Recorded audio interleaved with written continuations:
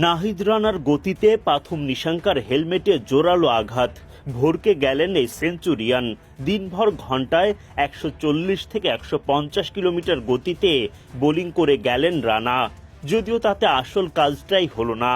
3 session bowling করে লঙ্কানদের batting অর্ডারে শক্ত আঘাত করতে ব্যর্থ বাংলাদেশ। নিশাঙ্কার সেঞ্চুরি আর দীনেশ চান্দিমালের দুর্দান্ত ব্যাটিংয়ে বড় লিডের পথে শ্রীলঙ্কা। আগের দিন 8 উইকেট হারিয়ে 220 রান করা বাংলাদেশ দ্বিতীয় দিনে টেলেন্ডারদের হাত ধরে যোগ করতে পারে আরও 27 রান। 247 রানে গিয়ে থেমে যায় টাইগারদের প্রথম ইনিংস। ব্যাটিংয়ে বাংলাদেশের বড় ক্ষতিটা হয় টেস্টের প্রথম দিনেই।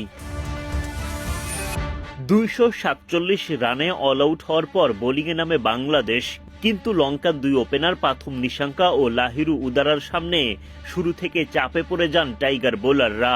বাংলাদেশের প্রথম ইমিউনিটি বুস্টার সমৃদ্ধ fantastic happy energy biscuit. Taijul এক দফা এলবিডব্লিউর ফাঁদে ফেলেও আম্পায়ার্স কলের দুর্ভাগ্যে উইকেট বঞ্চিত হন।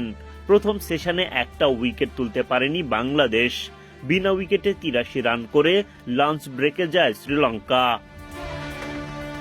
বিরতি থেকে ফেরার পর দলকে প্রথম সাফল্য এনে দেন তাইজুল। সফল রিভিউ বাংলাদেশের।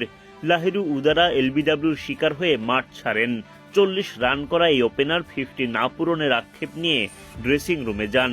তাইজুলকে নিয়ে বাংলাদেশ শিবিরে উল্লাস। 88 রানে প্রথম উইকেট তোলে বাংলাদেশ। একটা উইকেট তুললেও বাংলাদেশকে স্বস্তিতে থাকতে দেননি পাথুম নিশাঙ্কা। 50-র পর সেঞ্চুরির লক্ষ্যে এগিয়ে যেতে থাকেন তিনি। তাকে যোগ্য সঙ্গ দিয়ে দীনেশ চান্দিমাল রান বাড়াতে থাকেন। চান্দিমালের উইকেট তুলেও হতাশ হতে হয় তাইজুলকে।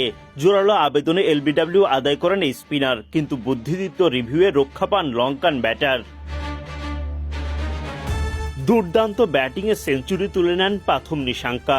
চান্দিমালও পেয়ে যান 50। নিশাঙ্কা চান্দিমালের জুটিতে উঠতে থাকে লঙ্কানরা। বাংলাদেশের করা 247 রান টপকে লিড নিতে শুরু করে শ্রীলঙ্কা।